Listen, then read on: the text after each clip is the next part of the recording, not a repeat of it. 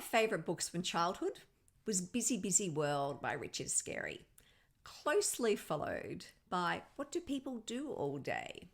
Now, all the characters lived in a place called Busytown. It was a place full of colour, energy, and endless activity. There was always something happening in Busytown. There was lots of action, personalities, and drama. As a kid, I wanted to live in Busytown.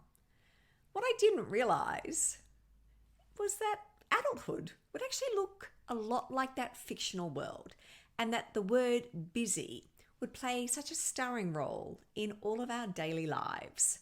Think about it. When you bump into a colleague or a friend and ask, how are they? What's their usual reply? Chances are it includes the word busy. Yeah, really good, but busy? Oh, I'm okay, just a lot going on. I'm really busy. Being busy has become a default. It's normal, expected, even admired. You've probably heard the saying, if you want something done, give it to someone who is busy. Busyness is often equated with productivity, success, progress. But of course, there's a darker side to that constant busyness, that constant rushing. And it's not just an effect to your well-being. It can also cloud your judgment. In the early 1970s, two Princeton researchers, John Darley and Daniel Batson, ran a fascinating experiment exploring that very idea. They invited a group of students to participate in the study. Now, each of those students was then asked to walk from one building to another building, but the level of urgency in that instruction was deliberately varied. On the way, each student passed a person who was slumped on the ground, clearly in distress.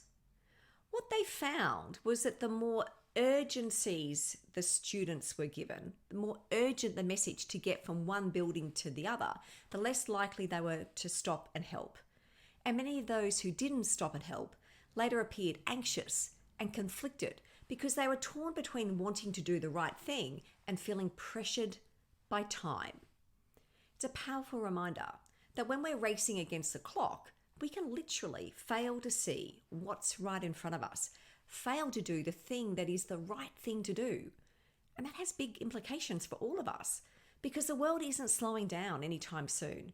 Deadlines, deliverables, disruption, none of that is going away.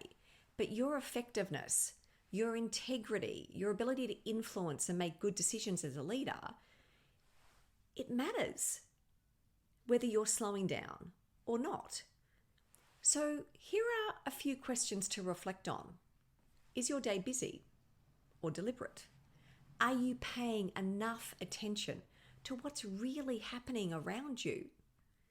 How conscious are you of the decisions that you're making?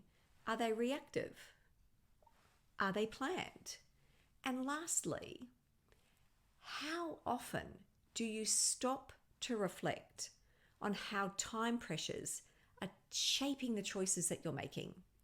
Now, taking time out can feel really hard when you're in the thick of it, but it might just save you time and trouble in the long run. It reminds me of something that the legendary basketball coach John Wooden once said.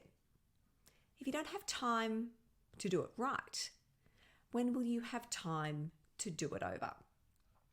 So this week, take a moment to slow down, to step out of Busytown and make space for wise, deliberate decisions. Because being busy doesn't always mean being better. Take care. I'll see you next week.